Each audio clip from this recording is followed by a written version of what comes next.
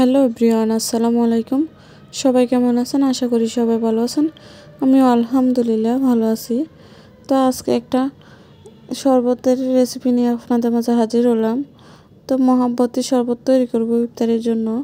তো কীভাবে তৈরি করি তা আপনাদের সাথে শেয়ার করব। আসলে এই মহাব্বতী শরবতটা ইফতারিতে খেলে প্রাণটা জুড়িয়ে যায়।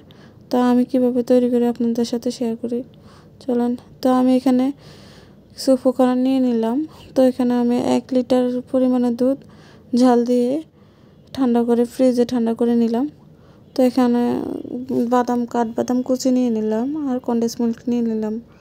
এখানে নিয়ে নিলাম হাফ কাপ পরিমাণ চিনি। আর এই মহাব্বতী শরবতের মূল জিনিসটা হলো তরমুজ আর রুয়াবজা। তো এখানে আমি তরমুজটাও নিয়ে নিলাম, কেটে ছোট ছোট কিউব করে কেটে নিলাম। তো আমি এখানে আবার রুয়াবজাটাও নিয়ে নিলাম। তো এখন আমি দুধটা ঢেলে নিলাম। তো এখানে আমি আবার কনডেন্স মিল্কটা দিয়ে ভালোভাবে দুধের সাথে মিশিয়ে নেব।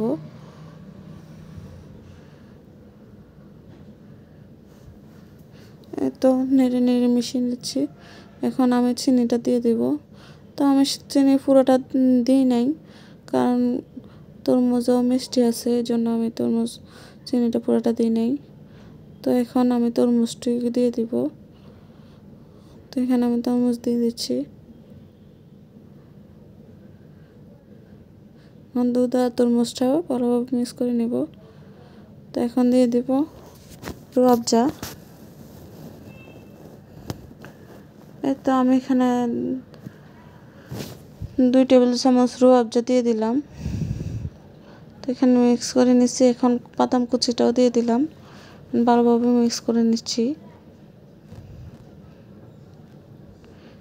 এই তো এই মহাব্বতী শরবত ঠান্ডা ঠান্ডা খেতে ভালো লাগে।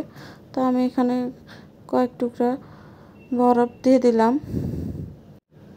এই তো মহাব্বতী শরবতটা রেডি হয়ে গেছে। এখন আমি গ্লাসে দেখে পরিবেশন করে নিলাম। তো আমার এই মহাব্বতী শরবতটা কেমন হয়েছে সবাই কমেন্টস করে জানাবেন। সবাই ভালো থাকবেন, সুস্থ থাকবেন। রোজিস কুকিং কিচেন অ্যান্ড ব্লগের সাথে থাকবেন। আল্লাহ হাফেজ।